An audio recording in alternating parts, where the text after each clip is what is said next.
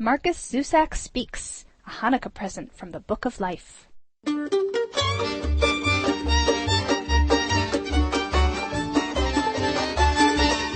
Markus Zusak, author of The Book Thief, first appeared on our podcast in May 2006 when the novel was new.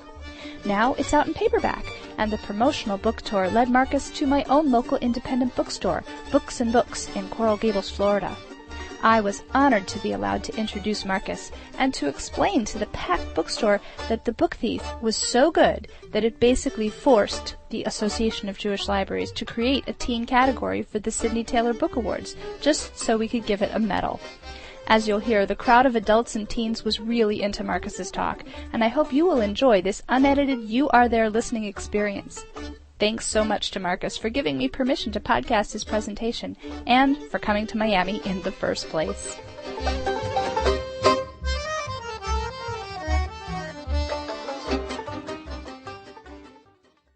I'm going to tell you my favourite story, and people who are familiar with The Book Thief will think this is the guy who wrote The Book Thief, and people maybe who are more familiar with some of my earlier writing will recognise this part of me in a way. But I'm going to tell you my favourite story because it does have a lot to do with The Book Thief. You just have to be patient and we'll see how. Alright, and I'm telling you my favourite story. It's my favourite story for a few reasons. First of all, it's about revenge. Now, there's a special kind of revenge in this world, and that is revenge on your older brother. Now, I don't know if any of you out there have an older brother. Okay, if you're a younger brother or sister in the audience here, this is a revenge story. If you're an older brother or sister, this is a cautionary tale. This story, and if you're in the middle, of course, you're both. But basically, I had two older sisters and one older brother. My brother, when we were growing up, he didn't treat me very well, and that's just typical. In my early teenage years, I don't think my brother actually knew my name. He'd swear at me, call me something new each day. At school, I'd be walking along the corridor. Next thing I get pushed into the lockers or against the wall, there would be my brother or one of his friends. Or I'd get dragged from room 6 to room 89, so I'd be 10 minutes late for science, all this sort of juvenile sort of stuff. But the best and worst things my brother did to me were at home. And that's because he had all the time in the world to think about it. I mean, he could do mind-numbingly cruel things, like I would walk into the kitchen and I'd get punched for no reason. And I'd say to my brother, what the hell was that for? And he'd just say, I was bored. Just say you're an idiot. And, so he could do things like that, but then he could also do really intelligent, imaginative, psychological things. And to give you an example, I made a mistake once. We had a ritual. When we got home from school each day, from high school, we'd get home at about 3:30. We would sit in the lounge room and eat toast, and we would watch Get Smart repeats. And if it wasn't Get Smart, it was Bewitched, and if it wasn't Bewitched, it was I Dream of Jeannie. Those shows were on a 10-year loop. All right. Anyway, we would watch these shows and we would eat toast. And one day I made a really big mistake. I made myself 2 toasts, and I took them into the lounge room and I left them there. And I went back to the kitchen to get a drink. Now, anyone here with an older brother knows that's a mistake. You don't leave food unsupervised. Right? So he found my toast, and what did he do? He didn't hide the toast. He didn't shovel the toast in and say, I don't know where your toasts are. What he did, he took each piece of the square bread and he folded it in half. And he took a massive bite out of the middle, then he unfolded it again, and put it back on the plate. So when I get back, my 2 toasts have got these 2 big holes in the middle. You can still eat it, but you know you've been beaten. And you're looking into a symbol of who's in charge, all right? And so my whole life, I wanted to get my brother back for everything, and I finally got my chance when I was 15 and my brother was 17. And we used to work with my dad on weekends. My dad's a house painter. We'd get out of bed at 6:30 on Saturday morning. Wow. We'd leave the house by 7. By 7:30, we'd be at somebody else's house painting, and we'd work through to midday. And we would sit on paint tins then, and we'd have our lunch. Now, my brother had a red esky that he took to work with him. Now, this is where I'm going to teach you an Australian word. Esky meaning cooler. All right, and so he had this red cooler, or esky as I'll continue to call it, and in that esky he had 2 sandwiches, a drink, and 2 hard-boiled eggs that he would boil up on Friday night, and he would eat them at work. Some of you can probably already see where the story's going, all right? If you can't, you will in a minute, all right? Because what he would do, we'd sit on the paintings, he'd get the hard-boiled eggs out, and he'd crack them against the wall or on top of his esky, and then he'd peel it and he'd eat it. Until one week, my dad said to him, you know, when I was an apprentice painter back in Vienna, my dad's from Austria, he said, I worked with a guy who could crack a hard-boiled egg on his head. Now you all know where we're going. Right? And, or at least, well, you think you do. Right? And so my brother said, I'll give it a go. Now, it's like hitting a rock on your head. If you do it hard enough, though, it does crack. You peel it, you eat it. And he was pretty impressed with the effort, so he did the second egg as well. And then he did it the week after, and the week after that, till it just became part of his lunch routine, and he just did this every week. And then one week, he humiliated me once too often at school. I don't even remember what he did, but I was sitting there in the schoolyard, and it was like a ray of light came out of the sky, and I saw exactly what I needed to do. And, that Friday night, he made his eggs, he boiled them, he put them in the fridge. In the morning, he put them in his esky. That red esky was next to the front door at 5 minutes to 7. And that's when he made his fatal error, and he went to the toilet. And while he was in there, I took the esky back to the fridge. I took the 2 hard-boiled eggs out, put them back in, and replaced them, of course, with 2 raw eggs. And I put the esky back next to the front door in exactly the same position. Even the handle was at exactly the same angle. It was perfect. It was like poetry, that esky. And he came out of the bathroom, he shoved past me, picked up the esky, went out the front door to my dad's combi van, and I remember thinking as he left the house, this is going to be the best day of my life. But then all that morning, you know, you do something like that and you're thinking to yourself, how great am I? And all of a sudden it all turns and you start to think, oh my God, what have I done? Yeah. And all that morning I was torn between this agony and ecstasy. Yeah. There was the ecstasy of seeing him do it, but then there's the agony of what's going to happen after. By 11 o'clock, I was so worried that I made the biggest mistake of all. I cracked under the pressure and I went and I confessed what I'd done to my dad. Oh, dear. Don't worry, it'll be all right. We all wanted to do I go and I thought, oh God, I can't take this anymore. So I went to my dad. He was high up on a ladder painting. And he looked down, he saw me, he said, what are you doing here? You should be working. Because my dad was always yelling at us at work, telling us to stop bludging or slacking off, stop throwing putty at each other, you know, all this sort of thing. And I looked up, I said, oh, Dad, I've done something really bad. And he came down the ladder and he said, all right, show me what you've screwed up this time. Because he was used to me making mistakes at work. The first time I worked with him, I was 10 years old. I had to paint a really strange thing. These people in their house, they had a little door in the wall, and there was a tunnel in there. It's where they kept all their suitcases and everything. I had to crawl in there and pull all the bags out, go back in and paint in there. First thing I did, I was 10, I painted myself into the corner. I sit there for an hour and a half waiting for the paint to dry. I tried to yell out, but nobody came, alright? And so, I'd do things like that. I would spill paint, I'd trek mud through people's houses. And so my dad on this occasion just thought it was another one of those things, and he said, alright, show me what you've screwed up this time. And I said, no, it's nothing like that. And he said, well, what is it then? And that's when I got cold feet all over again. And I just said, forget it, don't worry. And he said, look, I've stopped work. I've come down that ladder. You're going to tell me what you've done.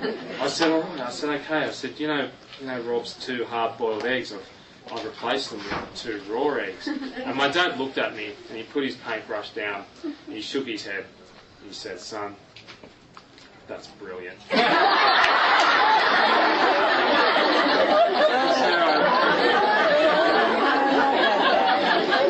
sort of patted me on the shoulder and he said, this is going to be the best lunch ever. You go back to work, I'll go back to work, see you at lunch, don't be late. Lunch came and I was sitting on my paint tin, my dad was sitting on his, and we were waiting with bated breath for my brother. He was already trying not to laugh. And finally my brother came by and we were both watching him. We had our eyes glued to him. You know, we didn't want to miss a second of this. And he noticed. He said, what are you two looking at? And we just said, nothing. I was thinking, of course, yeah, you just wait and see. He reached in, he grabbed his first egg, and without even thinking, even though he knew something was suspicious, he didn't put the two things together. And like always, he just cracked it on his head, and the egg went over his head, on his mouth, on his chin, eventually landed on his shoes. It's the one time I've ever seen my brother speechless. He's standing there, he's going, my dad, he was on the ground laughing. You should have seen the filthy look my brother was giving him. And I was thinking, now he's going to blame my dad. This is even better. But then he noticed the look on my face. And, I'm doing that thing, where you try not to laugh. And I'm sitting there trying not to laugh. And my brother had figured it out by then. He said it was you, wasn't it? And by then I gave up because I was proud of what I'd done anyway. I said, oh yeah, it was me. And he picked me up, he took me around the side of the house, he pushed me against the wall. Now I just painted that wall, so I had paint all down my back. And he hit me once in the stomach, and just with the palm of his hand, he just tapped me on the nose. Now, when you've been hit on the nose, how your eyes start watering. I was winded, my eyes were watering, but after 2 or 3 minutes, the pain slowly went away. That's when the smile returned to my face. So I thought, I reckon that was worth it. 2 minutes of pain, but the memory of that egg on my brother's face, that lasts our whole lives. So now, whenever he visits, the first thing I say to him, because I live in Sydney, my brother lives about 5 hours drive away, and the first thing I say to him, whenever he visits, is, geez, 5-hour trip, you must be hungry.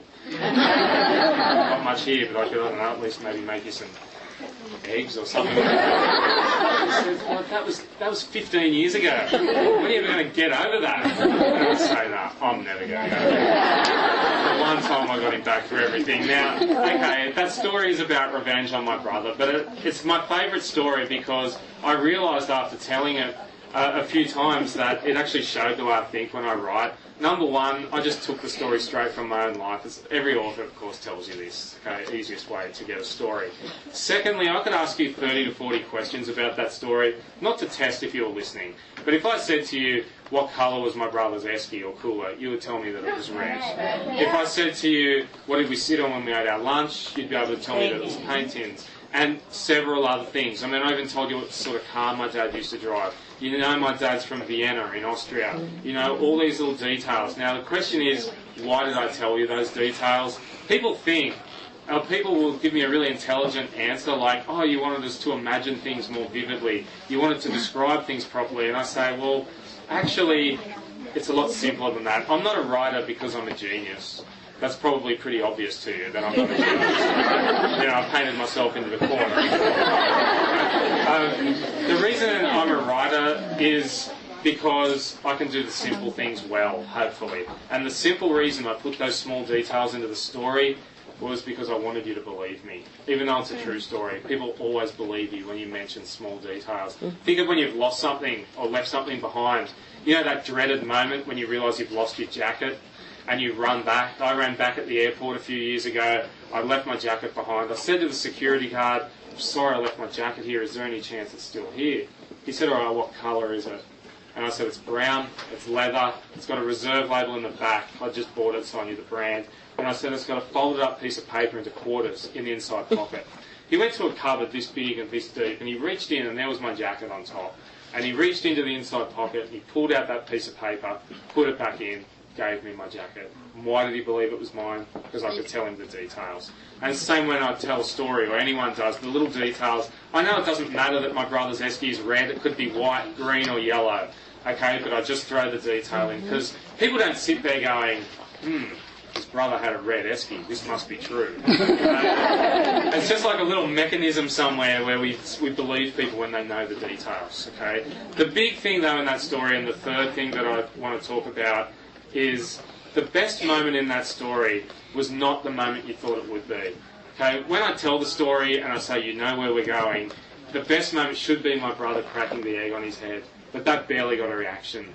Obviously, if we did a poll of all of you and said what was the best moment in the story, when did I get the best reaction out of you? Of course, it was when I went to my dad. Because my dad is supposed to do this, and I'm a bit strange in this way. I kind of enjoy hearing parents yell at their kids, especially at the supermarket. That's almost added value in a way, but you know what a parent does is that, you know, they get to that point where they're so mad that they put a full stop between every word or second word and then finish it with a flourish. You'll recognise this rhythm.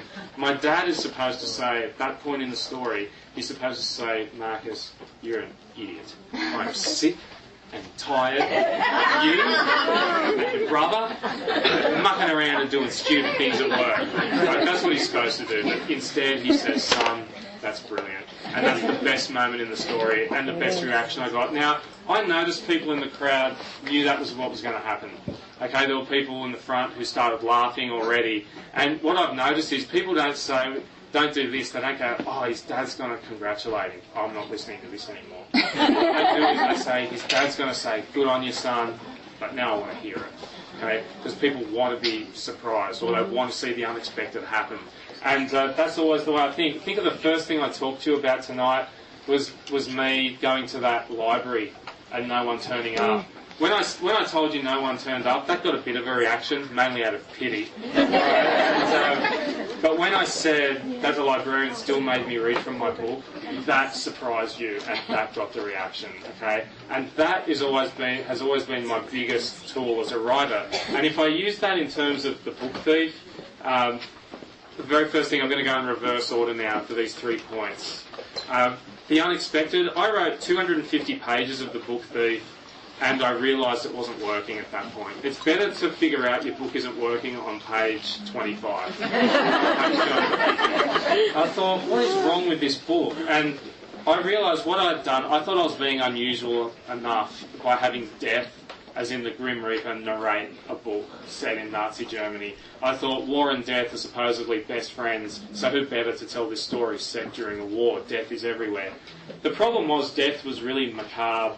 He was all-powerful. He was the typical death that we know. He was even really creepy and sleazy even. I mean, he would say the most terrible things. And like he would say things like, and it embarrasses me a little even to say it, but I mean, I've brought it up now, so I have to. But he would say things like, this is a story about a young girl. Do you like young girls? Well, I do. But then again, I like everybody. And he would talk like that in this really creepy, it was almost like, you almost felt like you had to have a bath after reading it. And so there was something not right. And so then I thought, all right, what am I going to do here? I thought, I'm going to quit and I'm going to start again. And then I had the main character, Liesl, tell the story herself. The problem then was, after 100 pages, I worked out that now I had the most Australian-sounding German girl. And so that didn't work. So then I went to third-person narration, where I was telling the story, and I thought, this is what I was trying to avoid all along. Another, hopefully, well-written book set during Nazi Germany. It's been done 1,000 times. Then I was sitting on the back step of my house, and actually I was on a vacation, well, not really. I was working somewhere. I was sitting on the back step of this place, and all of a sudden I thought, well, it didn't work the first time. What if I try the opposite? And so I thought, what if death, rather than being all-powerful, what if death was afraid of humans? What if death was haunted by us and everything we do?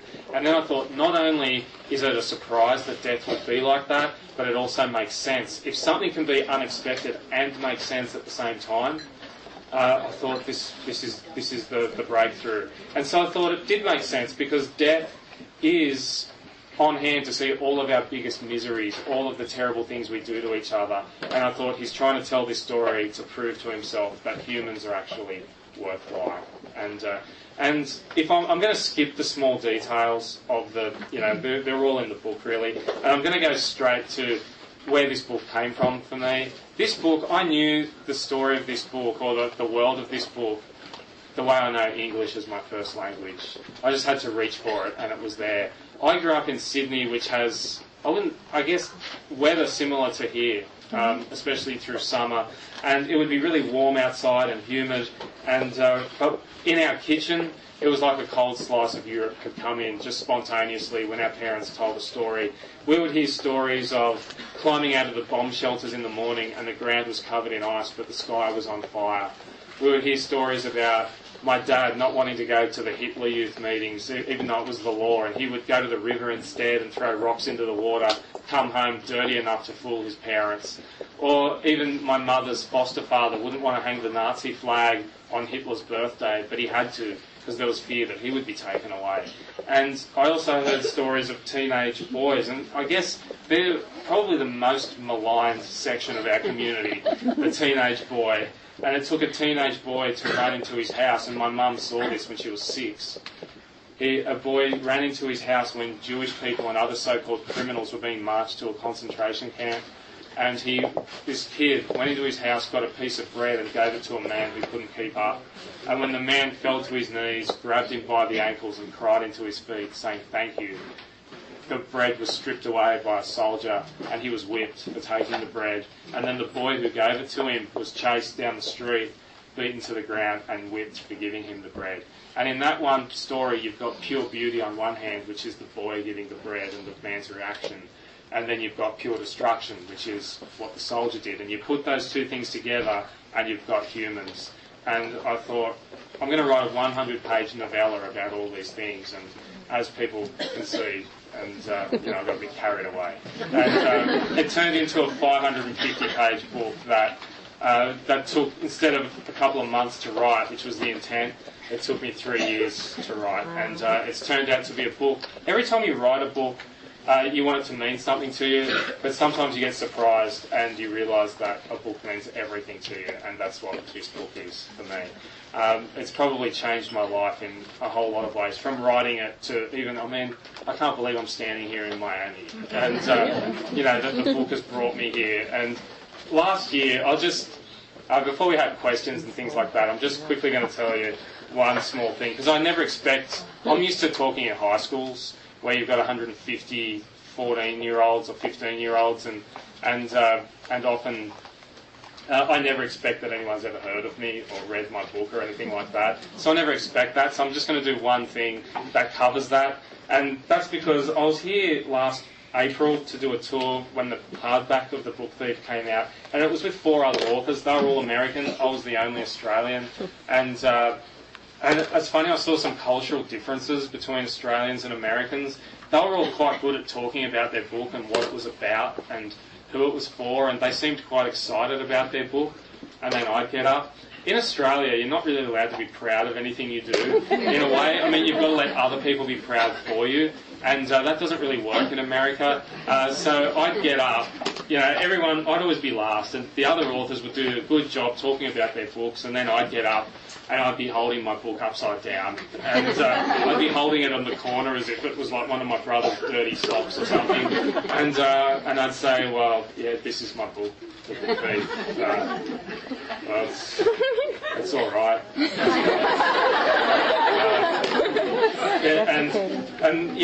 Finally the publicist from the publishing house came to me at the end. She said, we didn't bring you that many thousands of miles so that you could hold your book upside down and say it's all right.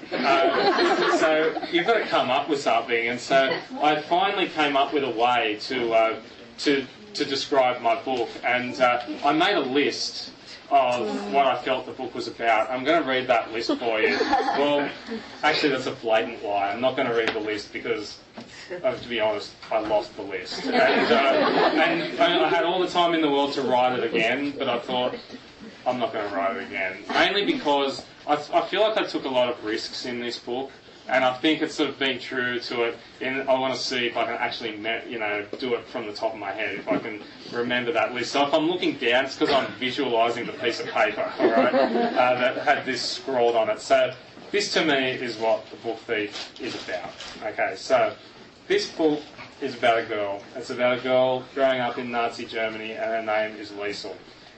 Her mother was a communist, and her brother died of a coughing fit, and she tried to dig him up through the ice and snow till her fingers were frozen with blood. And then she goes to live with a foul-mouthed foster mother and a silver-eyed foster father who teaches her to read, and her best friend is the local crazy, who's famous for painting himself black with charcoal and running the 100 metres at the local football ground pretending to be Jesse Owens. And then a young man named Max comes to live in her basement, and he's Jewish, and she steals books from everywhere she can, even from book burnings, and she reads them with him in the basement.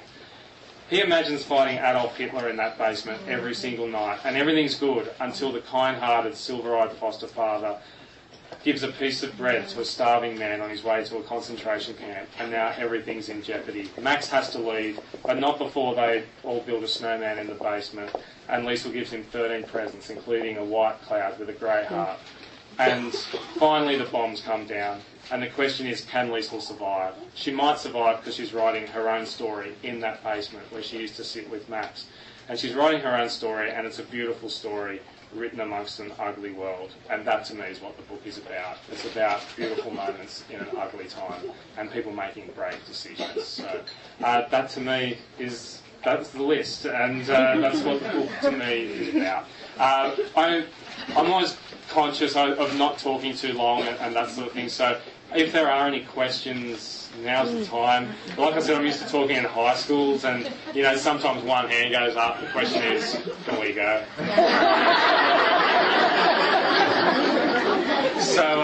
So yeah, if there are any questions, I know it's always a nervous moment, and whenever I'm in the audience, my heart just starts pounding, when I have to ask a question. So if there are any, I've got something up my sleeve anyway if there aren't. So if there are any questions, yes? Yes, I'm looking actually about the standover man. It's very touching. I'm just kind of curious, did you draw those pictures yourself? Okay, the question, I'll repeat every question because I know there are few people in here and so on. The question was about the standover man, which is, there's an illustrated story in the book Thief that Max makes for Liesl. I didn't do the illustrations. I had a friend who is an illustrator, and I knew that she does this sort of stuff all the time, and I knew she was the right person to do it. I especially knew she was the right person to do it when my original idea was that I was going to write the text, and I did some sketches, of course, but they were never going to make it to the book. And I always wanted Mein Kampf, the words of Mein Kampf, to bleed through because they're painted over pages of that book. And when she suggested it back to me, because I forgot to mention it to her, I thought, I've definitely got the right illustrator here. And yeah, it was one of those things. I actually had to fight for the illustrations to get into the book in Australia. I was sent from the young adult publishing section of that publisher to the adult literary section, and they said, should we have the pictures? Should we have these interruptions? Why are there so many gaps between all the paragraphs? And maybe we should change the title. And I just thought, well, why don't we just take out everything that's original about the book and then put it out? And I wrote them an essay as an email saying that this is why the pictures had to be in, this is why the other things had to be in, and basically when they saw the pictures, they said, how could we have ever considered not having the pictures in there? But yeah, the illustrator's name is Trudy White, and she is credited in the front of the book. Yes? I know, like you said, in Australia it's sold as an adult book. Who made the decision in the U.S.? Because you're on the New York Times list, number 2 in the young adult section, but you have a whole wider market. Yeah, well, if we look at... The question is it a young adult book or an adult book, really, I guess? And why is it a young adult book in this country? Okay, in publishing in Australia, how I just said that it was sent to the adult literary section, that was that room just over there. Like, it was down the corridor. In America, like, my publisher in Australia occupies one floor of a building. In America, the publisher is the building. And when they take you to publicity, it's 2 floors down, and the whole floor is publicity. In Australia, the publicity department is Bill over in the corner. And so my previous books were young adult in Australia and in America. And in America, though, the adult publisher and the young adult publisher, they don't even know each other, whether it's Random House or whatever. And so the book came out as a young adult book here. But this is what I think about the whole young adult thing. And that is, I thought nobody would read this book. And I'm just going to take this opportunity to thank any of you out there who have read the book and then tried to get one of your friends to read it. Because what you say you should read this book, and your friend says, well, what's it about? And you say, well, it's set in Nazi Germany, it's narrated by death, nearly everybody dies. And it's 550 pages long. You'll love it. So, on one hand, I thought nobody would read this book, and that freed me to do it exactly as I wanted to do it. But on the other hand, my goal was not to write a good young adult book. My goal was not to try to break through and write an adult book. My goal, my ambition was to write someone's favourite book. And if you fall short of that, there's no disgrace, because there are some great books in the world. And so that was really what I hoped for. And so whether it's adult or young adult, I've realised that with this book I've been so lucky that it's found itself in the right hands. And I think, honestly, it's 90% adults who are reading the book. But I did send an email to Oprah Winfrey today recommending your book, because I think it's something adults and teenagers could read and we can talk about it. It's interesting. I'm not... As far as Oprah goes, I think I've had enough luck. She'll love it, are you kidding? Oh, well, She'll be all over I'm not going to say no.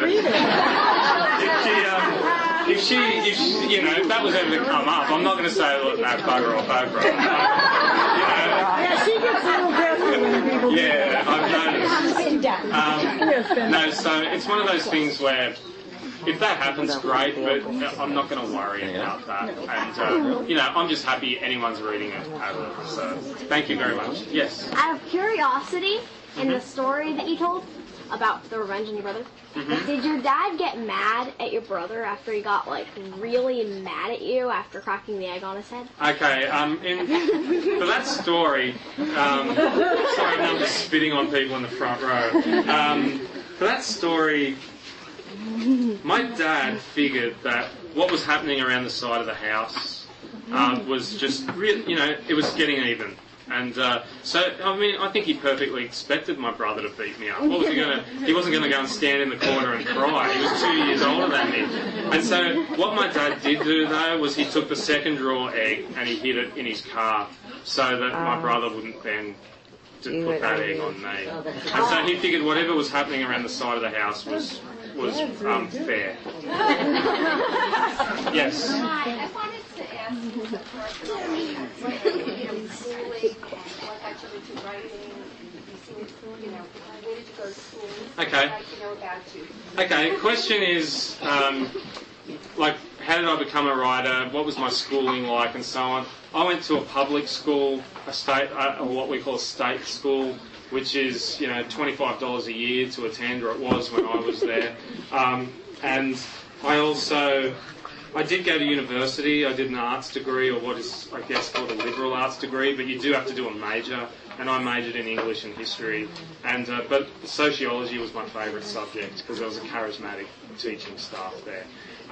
The other thing was I wanted to be a writer, not to do with any of that. I wanted to be a writer from the moment when I turned 16 and I started reading books, and the pages, that great feeling when you're reading a book and the pages just turn and you don't even realise and you're so immersed in the book. And when that happened, and that's the beauty of reading, it's one of the best feelings in the world, I think. And when that happened to me, I thought, that's what I want to do with my life. I want to be able to do that. And I tried to write my first book, and those 8 pages could be entered into a competition for the worst book ever written. That's how you start, and I'm really proud of those 8 pages. And that's even the first 8 pages of this book when I first started writing it were terrible too. I wrote and rewrote the first 80 pages of this book somewhere between 150 to 200 times to get it right, and then the rest didn't come much easier. But I wrote the first half in a year and a half, in more than a year and 3/4, and I wrote the second half in a month, because I was desperate. At the end. So yes, and then I'll answer this one.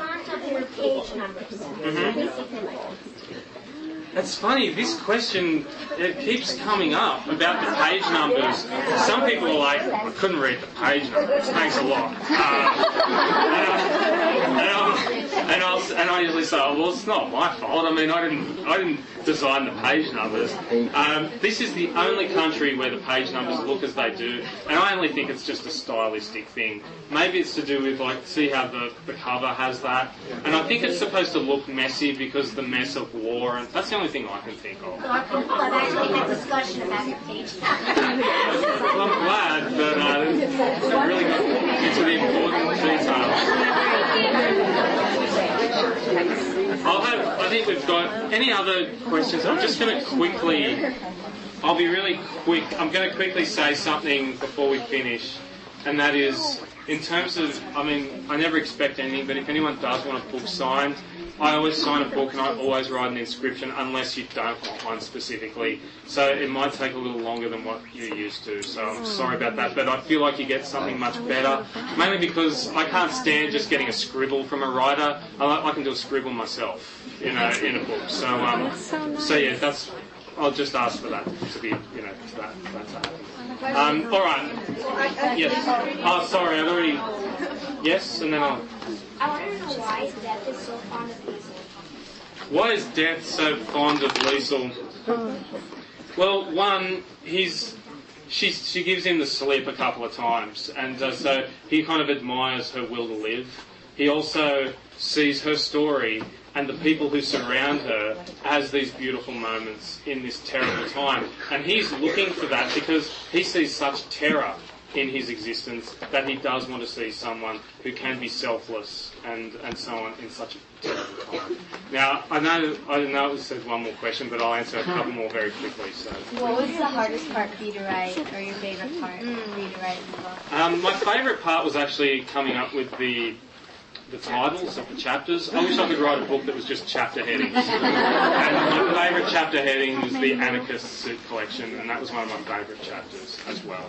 I don't know which was the hardest. The hardest part to write was the beginning of part 5, because that was the main reason was I needed Liesel and Max to bond, and that's why I used those dice things, just to come up with 7 moments where they did that. Yes? Where did the idea of the little girl stealing books come from? I read somewhere that you wanted to set that in Australia, and then you moved it to that idea. It's so important to the whole story. Well, yeah, it's a matter of accidents and figuring out when the accidents work. I had 3 ingredients. One was Death as narrator, one was my parents' stories, and one was the book stealing. And I just, out of coincidence, said, maybe I'll just put the book stealing into that book about Nazi Germany.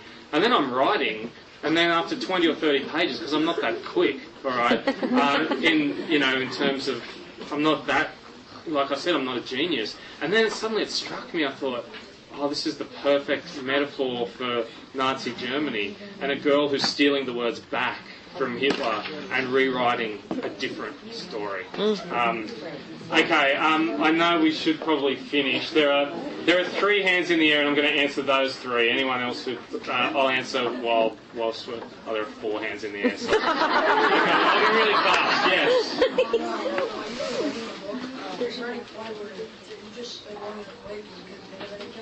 Pretty much. Question was, do I ever want to quit? Pretty much all the time.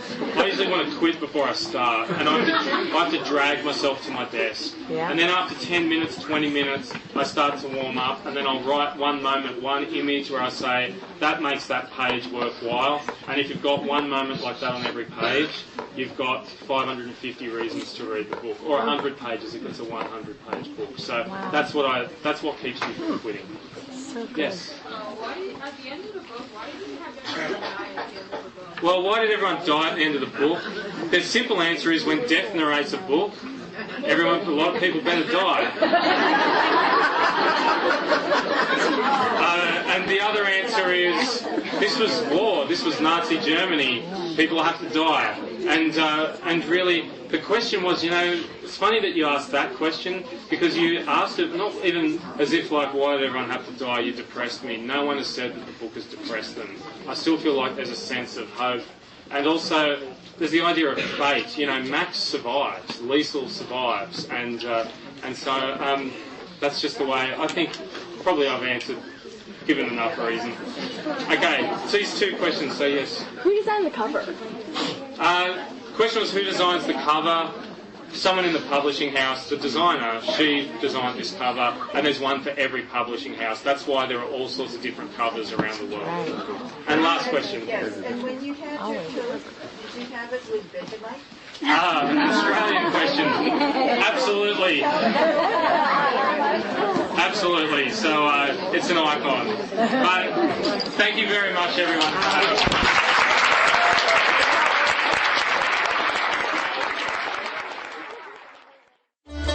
There's more where that came from on the Book of Life's webpage at bookoflifepodcast.com. Check out our new embeddable podcast player.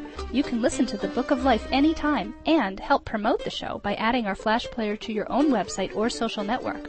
Get the code by going to bookoflifepodcast.com and clicking on the button that says Play My Show on your site. Thanks, and as always, happy reading.